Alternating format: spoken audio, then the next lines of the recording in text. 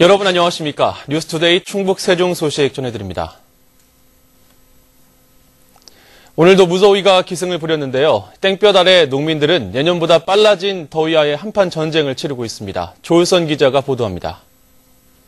40도 가까이 치솟은 한 비닐하우스.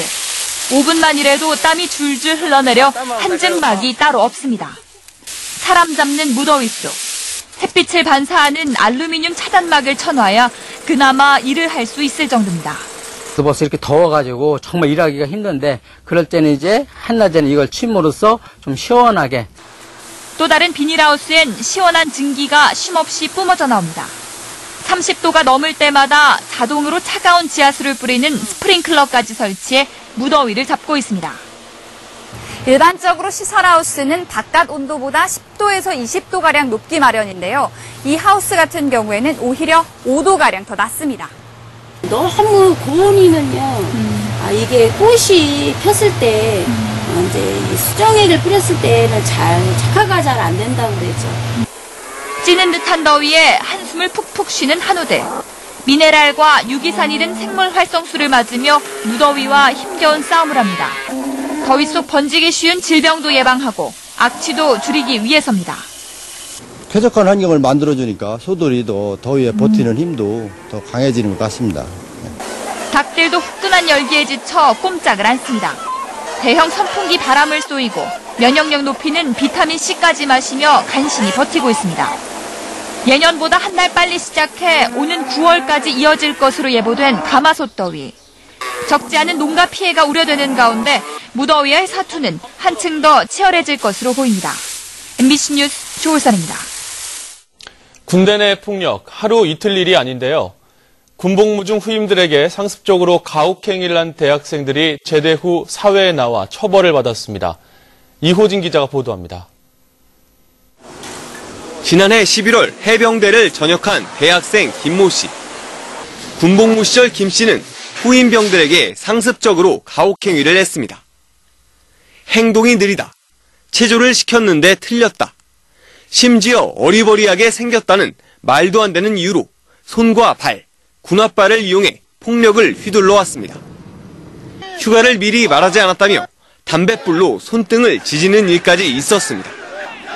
참다 못한 후임병들은 김 씨가 전역하기 한 달 전 신고했고 결국 김 씨는 제대 뒤 경찰서에서 조사를 받고 7개월 만에 법정에까지 섰습니다. 청주지방법원 형사 2단독은 김 씨에게 상습 폭행죄를 적용해 징역 1년에 집행유예 2년, 사회봉사 120시간을 선고했습니다. 재판부는 판결문에서 피해자들을 위해 각각 200만 원과 100만 원을 공탁했지만 상당 기간 폭행을 가한 점을 고려해 이같이 선고한다고 밝혔습니다. 이미 제대한 예비역을 군 복무 중 잘못으로 처벌한 이번 판결은 군대 내 폭력이 더 이상 의례적인 일로 용인될 수 없다는 당연한 상식을 다시 한번 확인시켜줬습니다. MBC 뉴스 이호진입니다. 통합 시 출범을 앞두고 청주 농수산물 도매시장 이전 논의가 시작됐습니다. 청주시는 오는 18일 청원군 농업기술센터에서 도매시장 학술 영역 중간 보고회를 갖고 도매시장을 현 위치에 재건축할지 아니면 다른 곳으로 이전할지 등에 대해 논의합니다. 이전할 경우 후보지로는 청원군 옥산면과 부기, 남이, 강내, 오송, 오창 등 6곳이 물망에 올랐으며 이날 평가 점수가 공개됩니다. 낮은 지대에 조성돼 해마다 침수되는 옥천 영동 4대강 수변공원에 올해 또다시 관리비 수억 원이 들어갈 것으로 보입니다. 대전지방국토관리청은 올해 옥천과 영동 지역에 조성된 4대강 수변공원 유지 관리비로 2억 3천여만 원을 지원하는 등 지난해부터 올해까지 공원 유지 명목으로 모두 5억 원을 지원했습니다.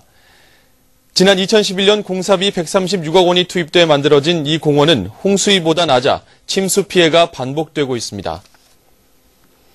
과거 결혼했던 사실을 숨긴 것은 혼인 취소 사유라는 법원 판결이 나왔습니다.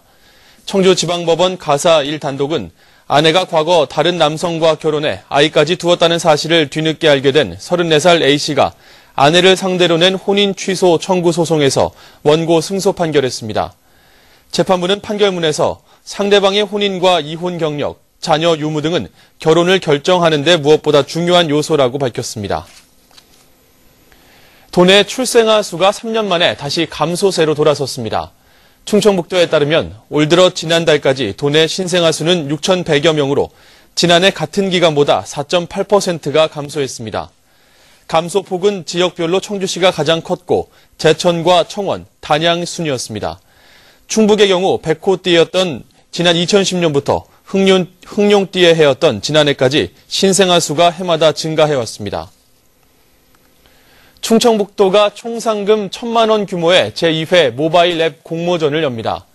교통과 문화, 관광, 게임 등 다양한 장르의 모바일 앱을 발굴하기 위한 이번 공모전 참가 자격은 도민 혹은 도내 학교에 재학 중인 학생들로 개인이나 팀 구분 없이 개발에 참여하면 됩니다. 참가하려면 신청서를 오는 7월 31일까지 제출하고 작품은 9월 30일까지 공모전 홈페이지를 통해 제출하면 됩니다. 여름철을 맞아 자치단체마다 상수원 보호구역을 단속 강화합니다. 영동군을 비롯한 각 시군은 피서철을 맞아 물놀이객들이 상수원 보호구역에서 취사나 수영, 세차를 하지 못하도록 단속반을 편성해 감시 활동을 강화했습니다. 상수원 보호구역에서 오폐수를 버리는 행위를 하다 적발되면 2년 이하의 징역 또는 1,000만 원 이하의 벌금이 내려집니다. 충북 소식을 마칩니다. 고맙습니다.